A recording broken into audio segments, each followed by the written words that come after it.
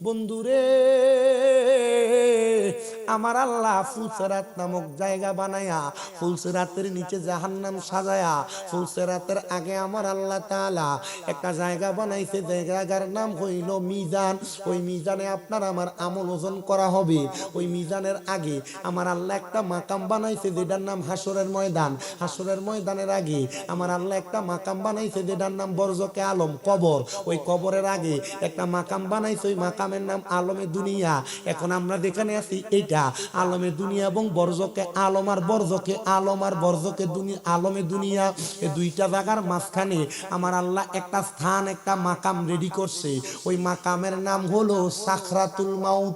প্রিয় ভাইরা আমার, ওই মৌতের বিছানার মধ্যে প্রমাণ হয়ে যাবে কে কবরের পরে হাসর, মিজান, ফুলসেরাতের পরে জান্নাতে যাবে।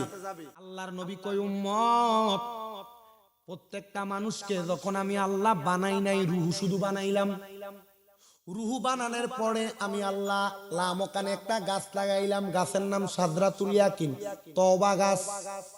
ওই গাছের মধ্যে ততগুলা পাতা, দুনিয়াতে যতগুলা বান্দা, ওই গাছের প্রত্যেকটা পাতায় পাতায় বান্দাদের নাম লিখা আছে। ওই গাছের একটা পাতা যখন ঝরে পড়ে যায়, আমার আল্লাহ আজরাইলকে বান্দার কাছে পাঠায় দেয়। আশেক লেখে, তওবা নামক গাছটি আছে, পাতায় পাতায় লেখা আছে মানুষের হায়াত।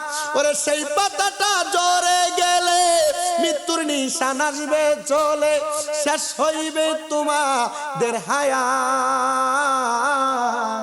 পাপী উম্মত কে করিবে পার, আর পাপী উম্মত কে করিবে পার। কঠিন হাসরের দিনে আখিরি নবীজি বিনে, পাপী উম্মত কে করিবে পার। জোরে জোরে বলেন সুবহানাল্লাহ। আমার বাবা যখন এবার গাছের পাতা ঝরে যাবে, আমার আল্লাহ তাআলা আজরাইল আলাইহিস সালাতু ওয়াস সালামকে বলবে, রে আজরাইল, বান্দার রূহটা কবজ করো। বান্দার রূহ কবজ করার জন্য আমার আল্লাহ যখন আজরাইলকে পাঠিয়ে দিবে, আজরাইলকে এই যে এই যে এই যে এই যে আব্বাজি যেভাবে আছে এভাবে, কারণ এখন ঠান্ডার সময়, এরা বৈশা জায়গাটা গরম করছে, যার যে দিক যেমন সবাই আইসা বসে যাবে, ঠিক আছে না?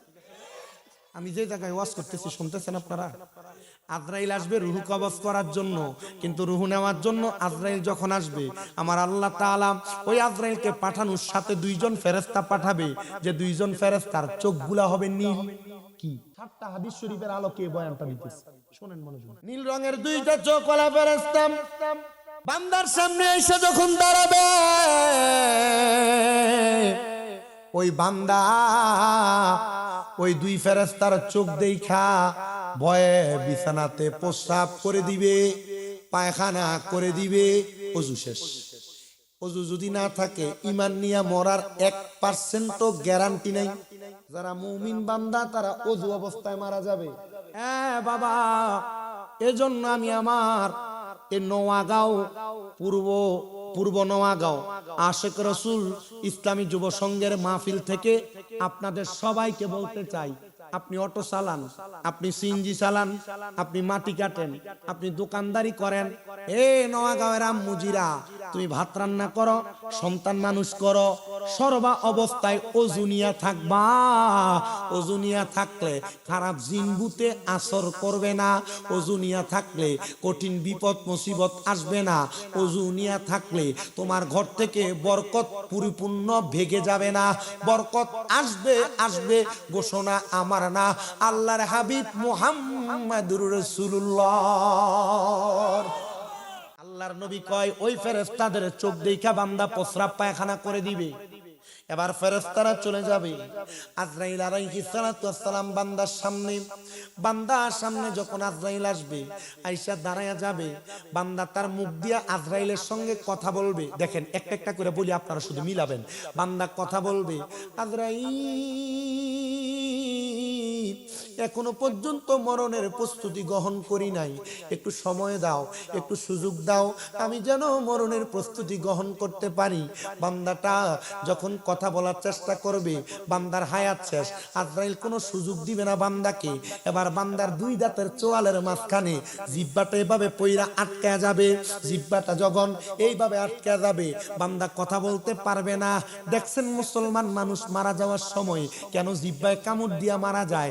এবার বান্দার সামনে আজরাইল যখন দাঁড়ায় যাবে, আজরাইল দাঁড়ানোর সাথে সাথে বান্দার জবান বন্ধ, প্রস্রাব পায়খানা করে দিছে। এবার বান্দার চোখের ইশারা দিয়া আজরাইলকে বোঝানোর চেষ্টা করবে, রে আজরাইল আমি মরার প্রস্তুতি নেই নাই, একটু সুযোগ দাও। বান্দা আজরাইলের ভয়ঙ্কর চেহারা দেখবে, এমন বিকট চেহারা, এমন ভয়ঙ্কর চেহারা, বান্দার তাকাইতে তাকাইতে বান্দার চোখ উল্টে যাবে, বান্দার চোখের সাদামণি দেখা যাবে। দেখেন মানুষ মারা যাওয়ার সময় কেন চোখ উল্টে দেয়? মুসলমান ইমানদার, এবার যখন বান্দার চোখটা উল্টে যাবে, ওই বান্দাটা এবার তার রুহ নেওয়ার সময় আসবে।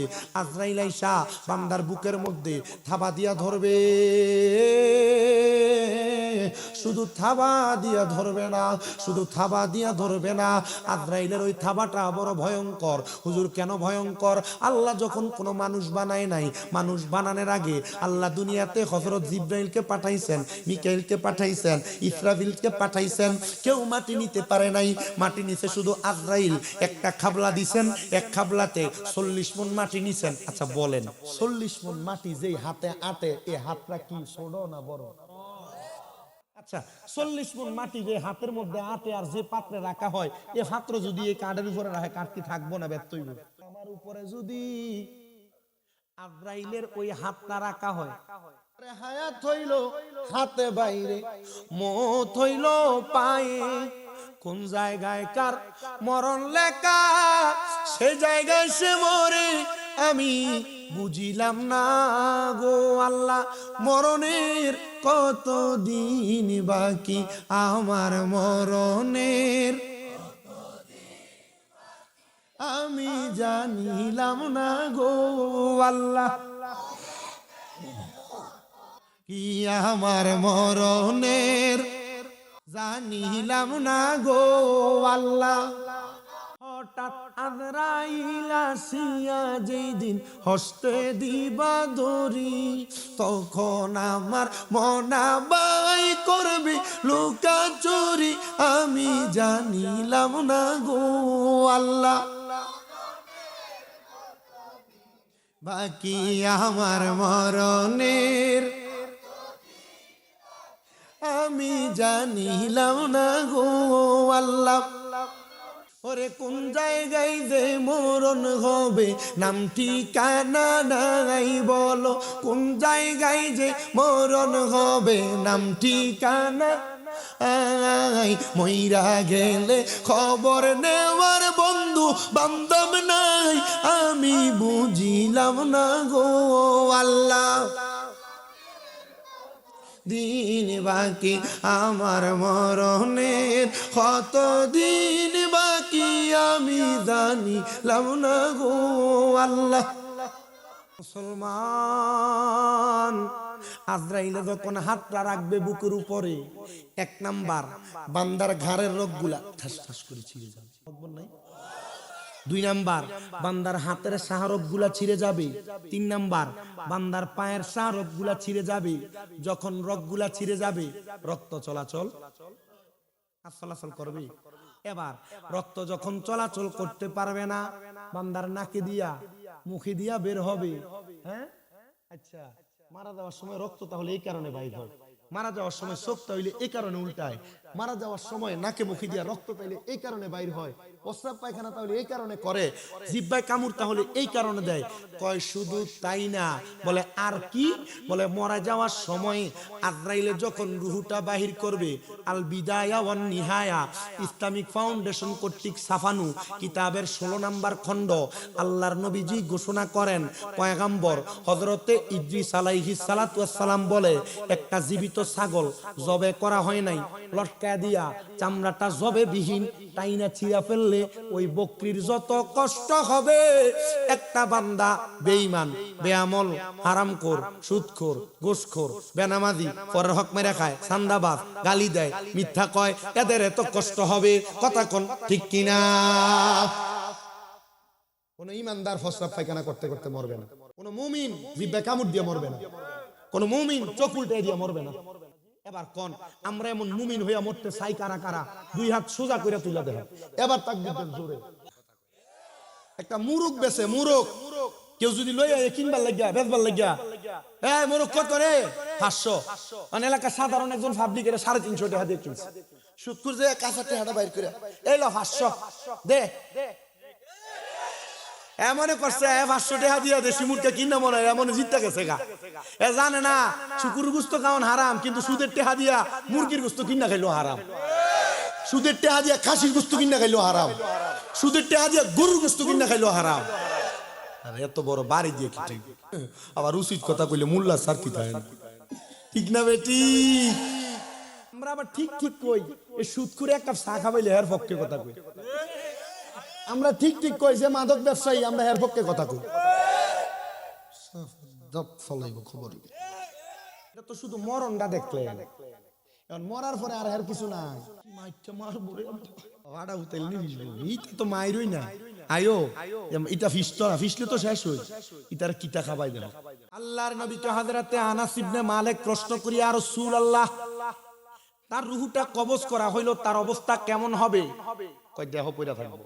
রূহটারে যখন আজরাইলে নিয়ে যাবে, রূহটা ডাক দিয়ে বলবে, আজরাইল, আজরাইল আমার এত তাড়াতাড়ি কই নিয়ে যাও? তোমার শেষ ঠিকানা? বলে তুমি যদি জানতা আমার আল্লাহ তাআলা আমার জন্য কত যন্ত্রণাদায়ক শাস্তি রেডি করে রাখছে, তাহলে তুমি আমার এত তাড়াতাড়ি নিতা না। এবার আজরাইল অপেক্ষা কইরা একটা কাপড় নিবে, আজরাইল এই কাপড়টারে নাকে লাগাবে, আসমানি নিবে। 19 জন ফেরেশতা ডাইনে, 19 জন ফেরেশতা বামে দাঁড়ায় থাকবে। আর বান্দার রূহজন নিব কোনটা? ওই সুদকুরটা, বেনামাজিটা। রূহটা যখন নিব তখন এই 19 জন করে ফেরেশতা এমন করব। আচ্ছা কি জীবন বানাইলো, মরার পরেও কোনো দাম নাই। এমন বেনামাজির বেনামাজি, এটার মরার পরেও দাম নাই। কেমন হারাম করে হারাম কর, মরার পরেও দাম নাই। এদেরকে বাড়াই দিলে দুইটা মনিটর লাগানো ঠিক নেই? আসেনি তোর দোকানে মনিটর, স্পিকারের নমুনা তো নাই।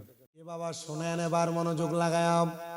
আল্লাহর নবী রাহমাতুল লিল আলামিন নবী বলেন, যখন কোন হারাম খোরের দেহটাকে উপরের দিকে নিয়ে যাওয়া হবে, রূহটাকে, ফেরেশতারা বলবে থু থু থু কেন নিক্ষেপ করা হয়?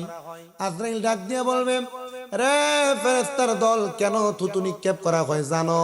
কারণ কি? বলে বান্দা গুনাহ করতে করতে বান্দার রূহটা একটা দুর্গন্ধযুক্ত রূহ হয়ে গেছে, এজন্য বান্দার দিকে থুতু নিক্ষেপ করা হয়। আহা, যখন বান্দার এমন কথা বলা হবে, এবার বান্দা ডাইনেও যাইতে পারবে না, বামেও যাইতে পারবে না। সাহাবায়ে কেরাম বলে, ইয়া রাসূলুল্লাহ, ইয়া হাবিবাল্লাহ, নবী গো, এবার বান্দার অবস্থাটা কেমন হবে? আমার নবী কান্দে আর ডাক দিয়ে কয়, সাহাবায়ে কেরাম শোনো, ওই বান্দার ঠিকানা হবে ফি নারি জাহান্নামা খালিদিনা ফিহা। বান্দা চিরস্থায়ী জাহান্নামী হইয়া জাহান্নামের মধ্যে থাকবে, জাহান্নামের মধ্যে থাকবে, জাহান্নামের মধ্যে থাকবে। হুজুর, বান্দা যে জাহান্নামের মধ্যে থাকবে, বান্দার অবস্থা কেমন হবে? নবীজি গো, এতদিন তো জাহান্নামের আযাব সহ্য করতে পারবে না, কতদিন জাহান্নামের মধ্যে থাকবে? আমার নবী বলেন, একটা জাহান্নামী সর্বনিম্ন জাহান্নামে 3000 বছর থাকবে। জোরে জোরে বলেন নাউজুবিল্লাহ। 3000 বছর একটা জাহান্নামী জাহান্নামের মধ্যে থাকবে। দুনিয়ার 3000 বছরের মতো বছর না, দুনিয়ার 500 বছর জাহান্নামের মাত্র একদিন, দুনিয়ার 500 বছর জাহান্নামের মাত্র একদিন। প্রিয় মুসলমান ইমানদার, ওই জাহান্নামী বান্দাটা যখন জাহান্নামের মধ্যে থাকবে, আল্লাহর নবী বলেন সর্বপ্রথম জাহান্নামের আগুনকে 3 ভাগে ভাগ করা হবে। এক ভাগের আগুন হবে লাল রঙের, ওই আগুনের মধ্যে জ্বলতে জ্বলতে পুড়তে পুড়তে জ্বলতে জ্বলতে পুড়তে পুড়তে বান্দার এমন অবস্থা হবে, বান্দার দেহ একবারে চুরমাচুর হয়ে যাবে, বান্দা চলতে পারবে না, ফিরতে পারবে না, বান্দার অবস্থা বড় নাজেহাল হয়ে যাবে। হায় রে, বান্দার দেহ পুইরা গেলে আল্লাহ আবার ফায়াকুন বইলা দেহ বানাইবো, আবার দেহটারে জ্বালাইবো।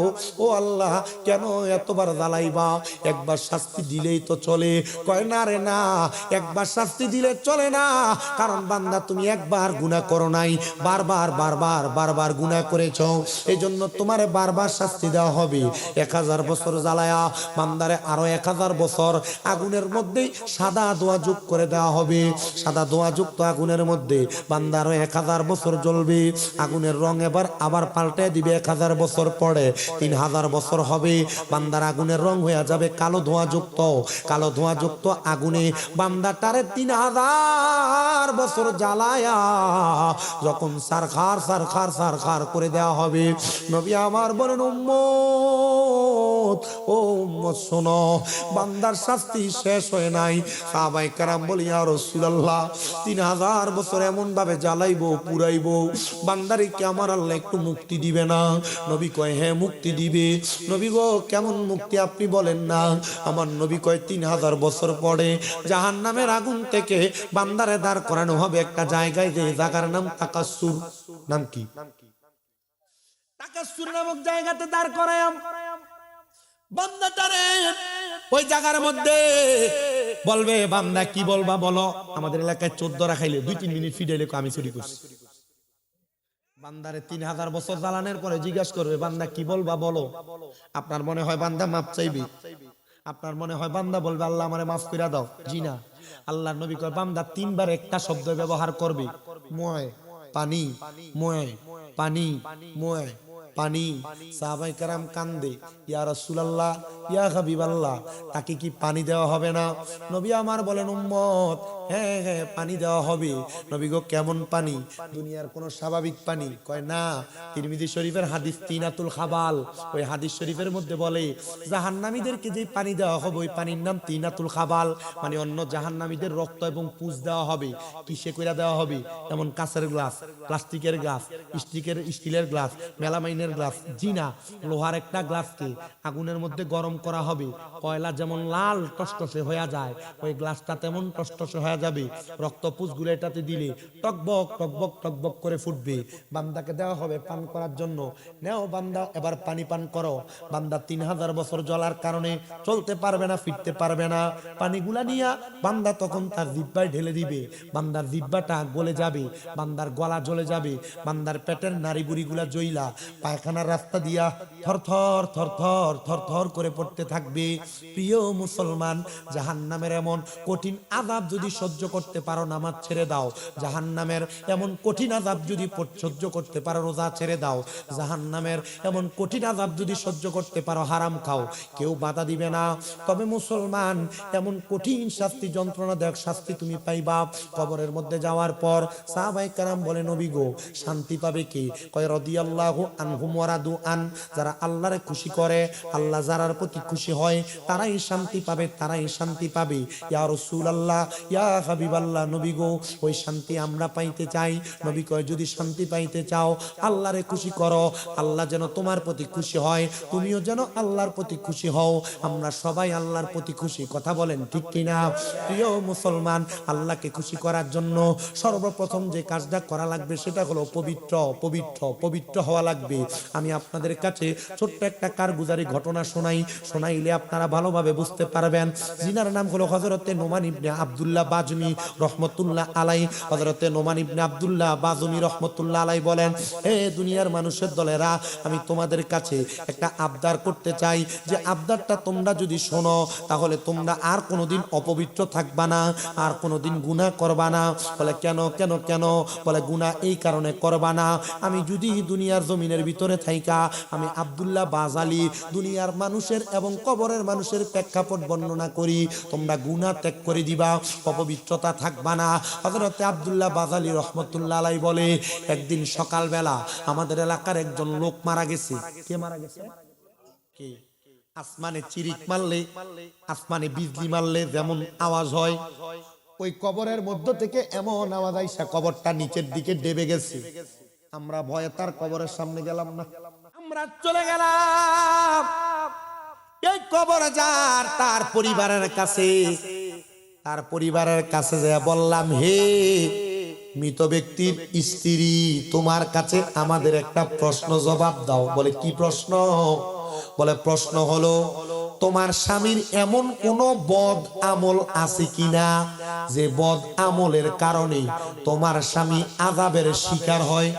একটা জামাইয়ের ব্যাপারে সবচেয়ে ভালো জানে তার বউ, একটা বউয়ের ব্যাপারে সবচেয়ে ভালো জানে তার স্বামী, একটা ফুতের ব্যাপারে সবচেয়ে ভালো জানে তার মা বাপ, একটা মা বাপের ব্যাপারে সবচেয়ে ভালো জানে তার সন্তান, একটা বন্ধুর ব্যাপারে সবচেয়ে ভালো জানে তার বন্ধু। তবে শয়তান মার্কা বন্ধু যদি হয় বালাটারও ফোংনা বানাই দেয়। এজন্য বন্ধু বাছাই করতে বাচ্চা বাছাই করে, ফোংনাটার লগে ঘুরবা এটা তোমার বিড়ি খোর বানাই, বালাটার লগে ঘুরবা এটা তোমার মসজিদে নিব, বালাটার লগে ঘুরবা তুমি কোরআন শরীফ পড়তারো না, রমজান মাসে দারুল কেরাতে ঢুকাই। বহুত ফলাফাইন আছে, এটা কোরআন শরীফ পড়তেই পারে না। সুযোগ আছে এলাকা, সাহেব কেবলারা আমাদেরকে এই সুযোগ দিয়া গেছে, কিন্তু আমরা একটা সমস্যা আছে, আমরা কেউ বালা জিনিস দিলে আমরা এটারে গুতাই কেন বিষয় খবর জানি, মানে দাওয়াত দিয়ে দেখা আমার নামের শেষে রেজা আছে দেখা বহুত আমার গুতা। আমি যে এখানে আইসা আমি রেজা হয়ে যাবে সাহেব কেবলাদের বিরোধিতা করবো, আমার এই ক্ষমতা নাই। কেন? ওনারা যে খেদমত করছে আমি তার কিঞ্চিত পরিমাণও করতে পারি না। কথা কি বুঝতে পারছেন? আমি কোন সাহস আমি ওনাদের বিরোধিতা করবো? পীর বুজুর্গানে দিন আউলিয়া কেরাম মাসলাকগত দ্বন্দ্ব যার যার জায়গায় থাকবে, কিন্তু প্রত্যেকের খেদমতকে স্বীকার করতে হবে। কথা কি বুঝছেন? আমাদের এই স্বীকারোক্তি থাকতে হবে। আমি এই মাসলাকের না বিদায় আমি এই মাসলাকের বিরোধিতা করবো এমন হতে পারে না। দারুল কিরাতের মাধ্যমে এই সিলেট অঞ্চলে সহ দেশের বাইরে পর্যন্ত খেদমত হয়েছে। আমার একটা মা আছে সিলেটের লন্ডনের ম্যানচেস্টারে থাকে, মনোয়ারা খাতুন, ওনার মেয়েটাকে দারুল কিরাতে ছাত্র পড়ায়। দারুল কিরাতে আমার সাহেব কেবলাদের নাতিরা ওইখানে যায়, তার মানে লন্ডনে পর্যন্ত দারুল কিরাতের খেদমত চলে। আমি নিজে কমি মাদ্রাসায় কারিয়ানা পড়ছি, এজন্য কি আমি বিরোধিতা করবো? এই যে খারাপ কাজ করে সে তার খারাপ কাজের তার কর্মের ফল আল্লাহর কাছে ভোগ করবে। কথা ক্লিয়ার? আপনি ভিটাভিটি করেন যে, মারামারি করেন যে, হুজুর আমরা করি না, আপনারা মোল্লা রাইতে আল্লাহ বাচ্চা মোল্লা মান্য। প্রিয় মুসলমানেরা, স্ত্রী ডাক দিয়া কয়, আমার স্বামীর অন্য কোনো বৎসভাবের কথা আমি বলতে পারবো না, তবে একটা বৎসভাব ছিল। আমার স্বামী যখন অপবিত্র হইতো, আমার স্বামী পবিত্র হইতে একটু দেরি হইতো। তারা বিয়া করছেন বুঝে লই। আমার স্বামী যখন অপবিত্র হইতো, যুব সমাজ যারা তোমাদের বয়সঙ্গী কাজ চলে তোমরা বুঝে নিবা, বাড়ি ঘরে যে মা বোনের আছেন আপনারা বুঝে নিবেন, বেশিক্ষণ সময় অপবিত্র থাকার কারণে একটা মানুষের কবরের মধ্যে বাস পড়ার মতো আবাস হয়। তিনটা কবর খোঁড়ার পর কবরটারে জায়গা দিতে চায় না, তো কেন তুমি অপবিত্র থাকবা? আল্লাহ প্রস্রাব করার পরে, ওই যে আগে যে উদাহরণ দিছি এটা ধরার জন্য। আমাদের মুসলমান জাতি এত নিকৃষ্ট আমরা হয়ে গেছি, মুসলমান দাবি করি দাড়ি টুপি পাগড়ি পাঞ্জাবি, তখন যে সুরুত যে লেবাস নেওয়ার দরকার আমরা এইটাই নেই। আমাদের প্রস্রাব ব্যাগ ধরলে আমি তাকাই না, দাঁড়ায় দাঁড়ায় প্রস্রাব করি, পানিও নেই না, টিস্যুও নাই, গ্লুকো নাই, প্রস্রাব করে যে। আর তুমি যে করো কোনো পার্থক্য আছে? পুরের চাইতে নিকৃষ্ট কেন? তুমি না আশরাফুল মাখলুকা? আল্লাহর সন্তুষ্টির জন্য সর্বপ্রথম যেই কাজটা করবা সেটা হলো পবিত্রতা। আত্মহুরু শাতরুল ঈমান, পবিত্রতা হলো ঈমানের অঙ্গ। পবিত্রতা ছাড়া অন্য কোনো আমল আল্লাহর দরবারে কবুল হবে না। জোরে জোরে বলেন ঠিক না বেঠিক? আল্লাহর সন্তুষ্টি অর্জনের জন্য পবিত্র থাকা দরকার। আমার এক মুরব্বী মুসল্লি আমার জিজ্ঞাসা, হুজুর আমি তো বয়স হয়ে গেছে, অনেক সময় রুকুতে যাওয়ার সময় প্রস্রাবের ফোঁটা ফিরে যায়। অনেক বয়স্ক মানুষ আছে এমন হয়, তাই না? হুজুর এখন আমার যে প্রতিবারই এমন অবস্থা হয়, তো আমি বৈশা বসে ইশারায় নামাজ পড়ি যেন প্রস্রাব না বের হয়। এখন যে বয়স, যদি এই শীতকালে ঠান্ডা পানি দিয়ে গোসলও করি, একবার করার পরে তো হুজুর গা গরম হবে না, আমি কি করবো? আমি বলছি আপনার যেই, উনি আবার আমাকে বলছে, হুজুর আমি আলাদা একটা কাপড় পরি যেন এটাতে পরে। আমি বলছি আপনি কাপড়টা পাল্টায়া যে অংশটাতে পড়ছে আপনার সন্দেহ মনে হয় এই জায়গাটাকে ধৌত করবেন, ধৌত করে বৈশা বৈশা আসতে ইবাদত করবেন। আব্বাজি বয়স যদি বাইরে যায় আর ইবাদত করতে পারতেন। দেখো মক্কা শরীফে যে তাওয়াফ চলে, তাওয়াফের মাঝখান দিয়ে দেখবো অনেক মুরব্বীরা দৌড়ায় হাঁটে, কে লাগা কেমন প্রস্রাব করে যায় অথবা ধরেন গ্যাস বাইর হয়ে যায়, এটার কারণে এরা ইবাদতে ঘাটতি হয়। মক্কার একটা জামাত মিস করে দেয়, আর মানুষ একটা মক্কার জামাত পড়ার লেগে বাংলাদেশ থেকে লাখ টাকা খরচ করে দেয়। যুবক ভাই যারা আছেন, আব্বা আল্লাহর রাস্তা আপনার কাছে পায়ে হাত দিয়ে, আমার একটা ভক্ত মারা গেছে টাঙ্গাইল বাড়ি জাকারিয়া, মোটরসাইকেল অ্যাক্সিডেন্ট করছে, তার 21 দিন পরে মরছে। হ্যাঁ আমার কাছে সব সময় কত, হুজুর আপনি আমার লাগে দোয়া করেন, আমি যখন মরার সময় কালেমা পড়তে পড়তে মরতে পারি। আমার ওয়াজ শুনছে আর কি, আমি কালেমা আওয়াজে বলছিলাম, কালেমা পড়তে পড়তে যতজন মারা গেছে এরা জান্নাতে গেছে। হুজুর আপনি আমার লাগে দোয়াটা করেন, আমার লাগে দোয়া করেন। তো অ্যাক্সিডেন্টের 21 দিন পরে মরছে, তার মা আমার ফোন দিয়া কান্দে দিছে, ফোন দিয়া হুজুর আমার ফুতের একটা স্বপ্ন ছিল, টাকা পয়সা দ্বন্দ্ব দৌলত কিছুর আশা ছিল না, তার বাপের লাখ লাখ টাকা, আমি শুধু একটা গজল গাইছি আমার জায়গা হবে না আমার মরাল আসার লাগিয়া, কি আমার এই গজল গাওয়ার পর আমার লাগে 1 লাখ টাকা বাড়াইছে। হুজুর এটা আপনার হাদিয়া। হুজুর আমার ফুতে টাকা পয়সার আশা করে না, হুজুর আমার ফুতের শুধু নিয়ত ছিল মরার সময় কালেমা পড়তে পড়তে মরবে। হুজুর দোয়া করেন, আমি আমার ফুতের হলে কোনো টেনশন করি না, মার ফুট মরে গেলে মার মনে কষ্টটা কম না বেশি? বেশি। হুজুর আমি আমার ফুতে আমার ডাইন রানের উপরে মাথা রাখিয়া লা ইলাহা ইল্লাল্লাহু মুহাম্মাদুর রাসূলুল্লাহ ফইরা আমি মার গালটা তার দিয়ে কইছে, মা তুমি আমারে মাফ করে দিও। হুজুর আমার মা মরে গেছে, আমার ফুতে মরে গেছে। হুজুর আল্লাহর কসম করে কয় আমার ফুত জান্নাতি, এটা আমিও জানি। তুমি যুবক ভাই যারা এখানে বসছো, আল্লাহর রাস্তে ব্যবসা করো বরকত হয় না, কামাই রুজি করো বরকত হয় না, টাকা পয়সা ইনকাম করো বরকত হয় না, বিদেশ যাওয়ার চেষ্টা করো পারো না, রোগ বালা মুসিবত যায় না, অনেক মহিলারা ঘরে আছেন রোগ বালা মুসিবত যায় না। একটা ওসিয়ত আপনারা সহ সারা বাংলাদেশে আমার যত ভক্ত মরিদান আছে এর কাছে আমি একটা আবেদন করি, সব সময় পবিত্র থাকবেন। 2 নাম্বার 5 ওয়াক্ত নামাজ পড়বেন। 3 নাম্বার কখনো হারাম খাইবেন না। 4 নাম্বার তাহাজ্জুদ নামাজ পড়বেন। 5 নাম্বার, এটা বড় মারাত্মক জিনিস, এটা পারবেন কিনা এটা আপনার নিজের বিষয়।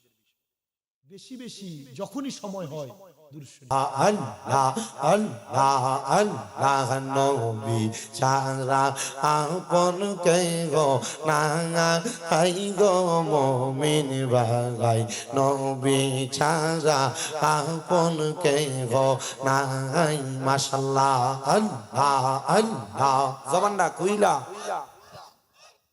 আল্লাহর কো শোন নাই।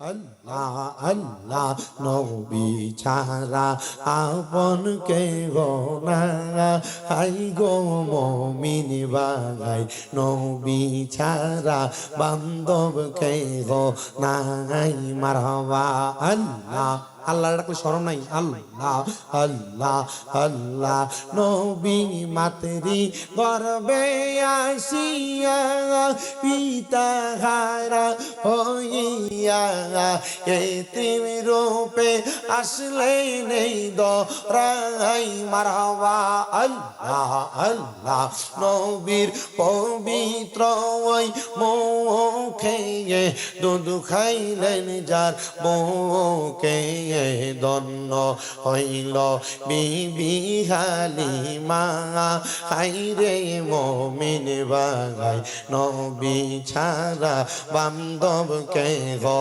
নাই মারহাবা আল্লাহ আল্লাহ আল্লাহ আল্লাহ আল্লাহ একদিন নিয়া যাইবা ইমানদার বা নাইয়া নিও নবীজির প্রেম ইমানের মূল সবাই বোঝার তৌফিক দিও মারহাবা আল্লাহ আল্লাহ কোরআনে আব্বায়াসে ইউহিব্বু কয় হাদিসেতে হুব্বুর রাসূল মিনাল ঈমান হাদিস শরীফ কইলা দেখো মাশাআল্লাহ আল্লাহ আল্লাহ আল্লাহ একদিন নিয়া যাইবা ইমানদার বা নাইয়া নিও নবীজির প্রেম ইমানের মূল সবাই বোঝার তৌফিক দিও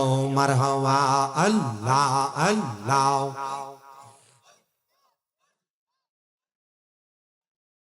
মা খাদিজা যাদের নানি ছিল মায়ে বড় ধনী, জাবালে নূরে যাইতেন তিনি, জাবালে নূরে যাইতেন তিনি, নবীকে খাওয়াইতে খানা মারহাবা আল্লাহ আল্লাহ আল্লাহ।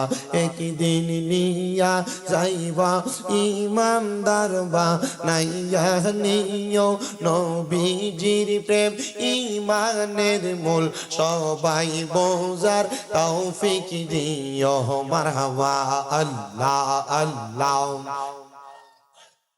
যাদের নামে মসজিদ বানাই, যাদের নাম লেখে মাদ্রাসায়, ইমাম পরে জুম্মার খুতবায়, মুনাফিকরা দেখে না আল্লাহ।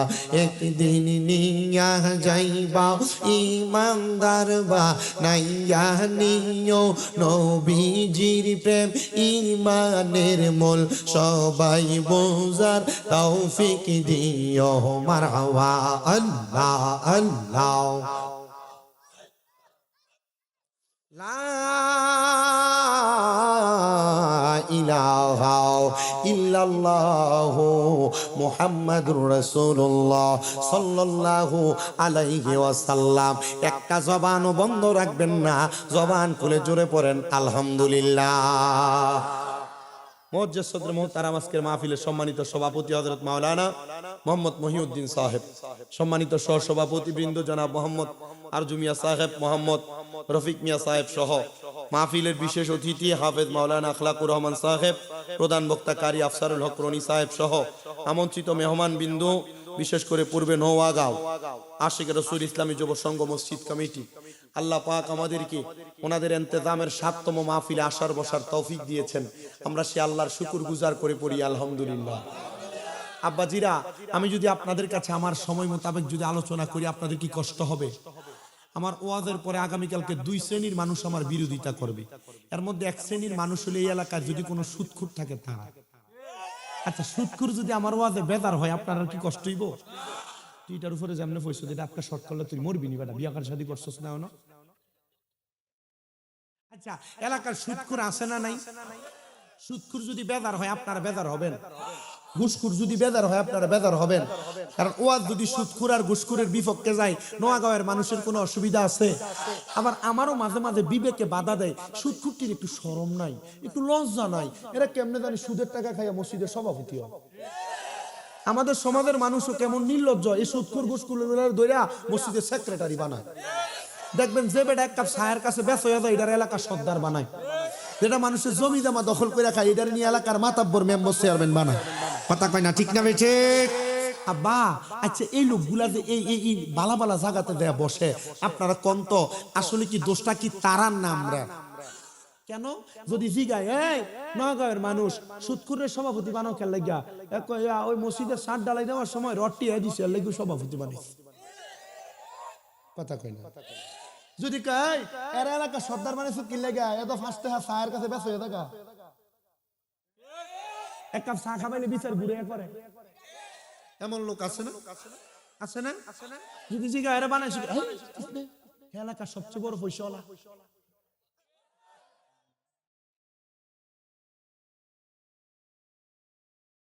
আল্লাহ কোরআনে বলেন, বিসমিল্লাহির রহমানির রহিম, ওয়ালা তাকুনু কাল্লাযীনা নাসুল্লাহা ফাআনসাহুম আনফুসাহুম উলাইকা হুমুল ফাসিকুন। আওয়াজ আসতে হয়েছে জোরে কোন আল্লাহু আকবার। আল্লাহ কয় বান্দা, ওয়ালা তাকুনু, তোমরা তাদের মতো হয়ো না, কাল্লাযীনা, যাহারা নাসুল্লাহ ফাআনসাহুম আনফুসাহুম, যারা নিজের কথা ভুলে গেছে আমি আল্লাহ তাদেরকে ভুলে রাখছি। মাবুদ তারা কারা? আল্লাহ কয় উলাইকা হুমুল ফাসিকুন, এরা হলো ফাসিক। আল্লাহ এরা যে ফাসিক এদের পরিচয় আপনি কেমনে দিলেন? আমরা তো তাদেরকে চিনতে চাই। দেখবেন আমাদের সমাজে এমন অনেক মানুষ আছে যারা নামাজ ছেড়ে দিলে কবিরা গুনাহ জানে তবুও নামাজ ছেড়ে দেয়, সুদ খাইলে গুনাহ তবুও খায়, ঘুষ খাইলে গুনাহ তবুও খায়, মানুষের জমি দখল করা গুনাহ তবুও দখল করে, ক্ষেতের লাইল কাঁচাইতে কাঁচাইতে এক হাত বাড়ায়া ক্ষেতের দাম বাড়ায়, জাগা জমি বাড়ায়, এমন সিটার মার্কা মানুষও সমাজে আছে না নাই? আল্লাহ তাআলা তাদের কথা বলেছে, এ আল্লাহ এদের অবস্থাটা কেমন হবে গো? আল্লাহ জানে দেয় বান্দা এদের অবস্থা, এরা আর কেউ না, এরা ফাসিক থেকে দাফে দাফে কাফের হয়ে যায়। হুজুর কেমনে কাফের হয়ে যায়? নবী আমার বলেন, উম্মত, হে উম্মতের দলেরা, যখন এরা ছোট ছোট গুনাহগুলা করে, ওলামায়ে কেরাম যেহেতু আছে, আমার ভাইজান আফসারুল হক রনি সাহেব যেহেতু আছেন, এলাকার আলেম ওলামাদের কাছে জিজ্ঞাসা করবেন, যখন বান্দা ছোট ছোট গুনাহকে একবার গুনাহ করার পর দ্বিতীয়বার আবার এটা গুনাহ জানার পর গুনাহটা আবার করে, তখন বান্দা গুনাহগার থেকে ফাসিক হয়ে যায়, ফাসিক। দ্বিতীয়বার করার পরে বান্দা যখন আবার গুনার কাজটা তৃতীয়বার করে, তখন বান্দা জিন্দিক হয়ে যায়, জিন্দিক। তৃতীয়বারের পরে চতুর্থবার যখন বান্দা আবার গুনার কামটা করে, তখন বান্দাটা জিন্দিকের পরে বান্দার মাঝে নেফাকি চলে আসে, মানে বান্দাটা মুনাফিক হয়ে যায়, মুনাফিক। আর কোন মুনাফিক যখন কোন গুনার কাম করে, তখন আর তার কাছে গুনাহকে গুনাহ মনে হয় না, গুনাহটাকে তার কাছে আনন্দ মনে হয়। দেখবেন এলাকায় গায়ে হলুদের মধ্যে, মুসলমানের মধ্যে ডিজে পার্টির কনসার্ট করা হয়, ডেক্সেট বাজে বাজে নাচানাচি করা হয়, মানুষ এটাকে বিবাহের ট্রেডিশন মনে করে, গুনাহ মনে করে না। খোদা কি কসম করে বলি গো, বিবাহের মধ্যে গান বাজনা করা হারাম, হারাম, হারাম। ডান হাত তুলে বলেন ঠিক কিনা? আরেকটা হারাম আছে যেটা ইসলামের লেভেল লাগায় করে, পিছনে নাম দেয় উরুস মুবারক, বেরিয়ে তেমনি গান বাজনা করে। এরাও সুন্নি দাবি করে, আমরাও সুন্নি, এদের সাথে আমাদের মধ্যে একটা তফাৎ আছে, এরা হলো ভণ্ড সুন্নি আর আমরা হলো হক্কানি সুন্নি। যারা মহিলা দিয়ে উরুস মুবারকের নাম দিয়ে বেডি দিয়ে গান বাজনা করে, এরা জিন্দিক, মুরদাত, মুনাফিক, কাফের। এদের সাথে সঠিক আহলে সুন্নাত ওয়াল জামাতের কোনো সম্পর্ক পূর্বেও ছিল না, বর্তমানেও নাই, ভবিষ্যতেও থাকবে না। এবার আপনারা বলেন এদের সাথে কি আমরা আছি না কি নাই? ক্লিয়ার কথা। প্রিয় মুসলমানেরা, যারা মুনাফিক, যারা এক গুনাহ করতে গুনাহটাকে গুনাহ মনে হয় না। আপনারা কি আমার ওয়াজ বুঝতেছেন? বুঝতেছেন? মানে একবার মনে করেন দাঁড়ায় প্রস্রাব করা গুনাহ, আজকে আপনি জানছেন, জানার পরে আপনি আবার দাঁড়ায় প্রস্রাব করছেন, তখন আপনি গুনাহগার থেকে হইবেন ফাসিক। দ্বিতীয়বার জানেন দাঁড়ায় প্রস্রাব করা গুনাহ, এখন আপনি তৃতীয়বার আবার করলেন, তখন আপনি হবেন জিন্দিক। চতুর্থবার আপনি জানেন দাঁড়ায় প্রস্রাব করা গুনাহ, আবার করছেন, তখন আপনার ভিতরে আসবে মুরতাদি অথবা নেফাকি, তখন আপনি হবেন মুনাফিক। এরপরে হ্যাঁ দাঁড়ায় করুক, বইয়া করুক, হুইত্যা করুক, ঘুমাইয়া করুক, যেমনি মুতুক, এটা মুনাফিক থাকে, এটা আর ভালো মানুষ হয় না। এটা ফসলাপ দিয়ে বুঝাইছি। গান বাজনা একই তরিকা, গালি দেওয়া একই কথা, মিছা কথা কওয়া একই কথা, আপনার বেডিরে বেফরদা ছেড়ে দেওয়া, জুড়ে কও। 8 বছর আগে মনে হয় ইসলাম না জানাউরা 2008 সাল, 8, 9, 10, 11, 12, 13, 14, 15, 16, মানে 9 বছর আগে। মানে বুঝছেন নি, আমার এমনি দেখতে ছোট ছোট দেয়া যায়, 9 বছর আগে ওয়াজ করি আমি। 26 চলে, হ্যাঁ আমি ওয়াজ করি 17 সাল থেকে। মারহাবা কইন, আলহামদুলিল্লাহ আপনাদের দোয়ার বরকত। আমার কামেল শেষ, কামেল পরীক্ষা দেওয়া মাস্টার যেটাকে বলেন শেষ। কুমিল্লা ইউনিভার্সিটি থেকে বাংলা অনার্স কমপ্লিট হয়ে গেছে, কারিয়ানও কমপ্লিট হয়েছে, যথেষ্ট। আমি আপনাদের কাছে কোন কথা বলতেছিলাম?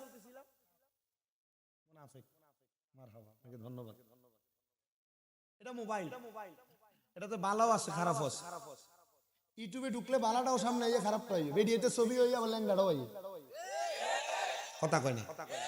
আবার যদি কেউ কোরআন তেলাওয়াত সাথে সাথে কোরআন তেলাওয়াত পাই। এখন আমি এটারে ভালোভাবে ব্যবহার করবো না খারাপ ভাবে ব্যবহার করবো, এটা নিতান্তই কথা কয়। ওই দেন আমি টিপ দেই না, এটার মাঝে অটোমেটিকলি গাড়ির ছবি আসে নাই? আমার মাঝে মাঝে ভিডিওতে ছবি হয় না, আমাদের টাইম সাউন্ডের লাগে আপনি যদি চাই ভিডিওতে ছবি আটকা চলে আরে ভাগলারু। আমি মাঝে মাঝে বিপদে পড়ে যাই, মোবাইল উৎ করে রাখি মসজিদে গেলে, না জানি আমার মুসল্লির সামনে টিপ দিলে ভিডিওতে ছবি হয় কিনা। এখন কোনটা গুনাহ আর কোনটা ভালো এটা আমরা জানি কিনা? দুনিয়াতে জানে না এমন কোনো মানুষ নেই, সবাই জানে। এখন জানার পর গুনাহ দহন করে মানে না, তখন এটা মুনাফিক হয়ে যায়। হ্যাঁ, আমি কোন দিক দিয়ে ধরতেছি আপনি বুঝতেছেন না, এখন ঠিক ঠিক বাড়িয়ে দেবো আইতাছে। এবার যারা জানার পরে মানে না, আমি যদি জিজ্ঞেস করি এই নোয়াগাঁওয়ের মানুষ যারা বাড়ি করে চিন্তা করতেছে ওয়াদ করতেছে চলুক, স্যান্ডেল যে ফুরিয়ে গেছে এটা আরো হয়েছে না। মারহাবার আওয়াজ তো জোর দেয় না দমকারিয়া। বিরিয়ানি মজ হইছে তো, আমি খাই ভাই, মজ হইছে না, আমি খাই এসে খাই। মারহাবা জোরে কয় না, খুব কষ্ট। আমি আসলে এই সন্ধ্যার পরে সাইডে ক্ষুধা লাগাতে ওইখানে খাইয়ে ফেলছি। খানা খাইতাম রে ভাই, আমি তো মনে করছি সাতগাত তুনে আইলে মনে হয় যে 2-4 মিনিট লাগবো, অন্দিয়ানা আইতে 23 মিনিট লাগছে। আচ্ছা যাক গেল গা, আমার ওয়াজে থাই। আমি জান্নাতে যাওয়ার জন্য আমরা সবাই নামাজ পড়ি, কথা কোন ঠিক তো কইছি, কিপটা মুসলমান আসতে জান্নাতে যাওয়ার জন্য নামাজ পড়ি, জান্নাতে যাওয়ার জন্য রোজা রাখি, জান্নাতে যাওয়ার জন্য মাহফিল করি, জান্নাতে যাওয়ার জন্য গালি দেই। ঠিক বল।